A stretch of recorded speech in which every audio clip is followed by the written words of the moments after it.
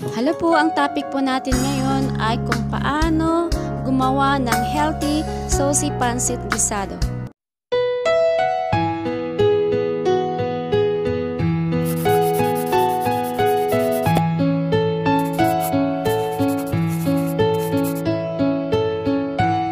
Bago tayo magluto, ihanda muna natin ang mga sangkap.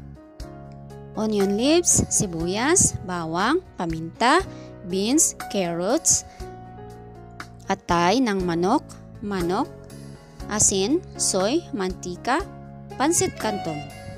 Ayan, kumpleto na. Samahan niyo po kami magluto. Maglagay po tayo ng konting mantika at igisa natin ang beans at carrots. Mauna po silang maigisa. Okay, ang beans po ay mataas po siya ng fiber. Good source din po siya ng iron, magnesium, at potassium. Plant protein po siya. Ang carrots din po ay pampalinaw ng mata. Okay, at it will boost our skin healthier at maguglow po yung skin natin. Isa rin po siyang immune booster. Ayan, haluin po natin ng mabuti at lagyan ng konting asin.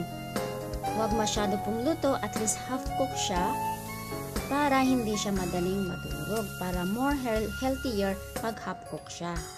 Ayan, half cook na siya. Hanguin natin at itabi, gagamitin natin mamaya. Ayan, isunod na nating igisa ang bawang at sibuyas. Mga 2 to 3 minutes.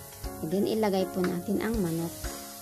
Lagyan din natin ng asin, dinurog na paminta, at asukal. Ang asukal ay pangdagdag pampalasa instead of magic sarap. Okay? Takpan natin ng mga 3 to 6 minutes para ma-absorb ang lasa. Kapag medyo sticky na ang chicken, ilagay natin ang atay. Haluin natin at takpan natin. Ang atay po ay madaling madurog kaya di na natin hiniwa. Hayaan natin siya for 3 minutes. Ayan. Lagyan din natin ng konting soy sauce. Haluin natin ng mabuti. Takpan ulit natin mga 3 to 5 minutes. Ayan. Sticky na ang atay. Lagyan natin ng mainit na tubig. Takpan ulit natin ng ilang minuto. Ayan, tikman nga natin kung tama ang lasa. Pag kulang po ang lasa, dagdagan po natin ng asin, dinurog na paminta according to our taste po. Lagyan po natin ng konting oyster sauce. Ilagay na natin ang pansit, takpan natin for 3 to 5 minutes. Ayan, ilagay na natin ang all-purpose flour mixture. Make sure na hinalo na ito sa maligamgam na tubig bago ilagay.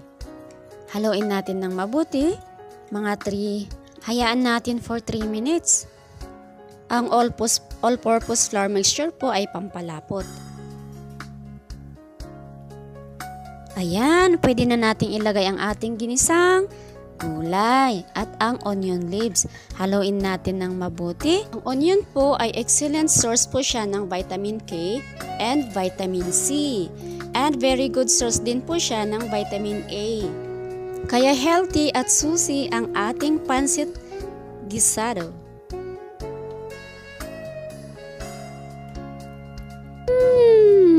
Yummy! Luto na siya. Wow, sarap! Kain na! Thank you for watching and hope these tips will help you and sana nasundan nyo kung paano gumawa. Enjoy! Stay safe! Be healthy! God bless everyone!